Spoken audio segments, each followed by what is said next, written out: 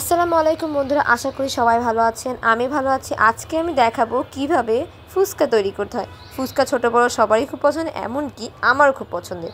তো ফুচকা বানানোর জন্য আমরা এখানে ডাবলি সেদ্ধ করে নিচ্ছি এবং দুটি আলু এবং দুটি ডিম সেদ্ধ করে নিচ্ছি। ফুচকার পুর মূলত এই ডাবলি দিয়েই তৈরি হবে।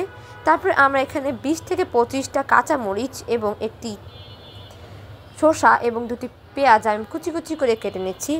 ফুচকার বানানোর যে মূল টকটা, সেটা আমরা টকটা বানিয়ে নেব। টকটাই হচ্ছে মূল। এই টকটা যদি ভালো না হয় তাহলে ফুচকাটা খেতে ভালো লাগবে না। টকটার জন্য আমরা এখানে দুটি তেঁতুল পানির ভিতর সোক করে রাখবো।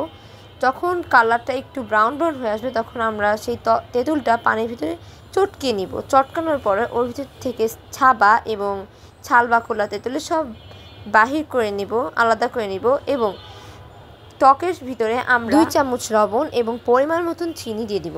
তার সঙ্গে ভেজে রাখা 5 থেকে 6টা শুকনো মরিচ দিয়ে দিব গুঁড়ো করে। এর সঙ্গে একটু ফুচকা মশলা দেব। ফুচকা মশলা টকটাকে আরও সুস্বাদু করে।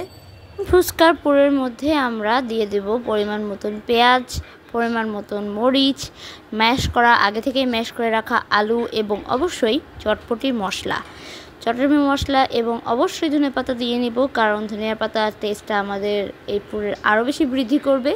এবং ভালোভাবে সবগুলো একসাথে মথে নেব। সব কিছু একবারে ভালোভাবে মাখিয়ে নেওয়ার পর এখন আমাদের পালা ফুচকাগুলো ভেজে নেওয়ার।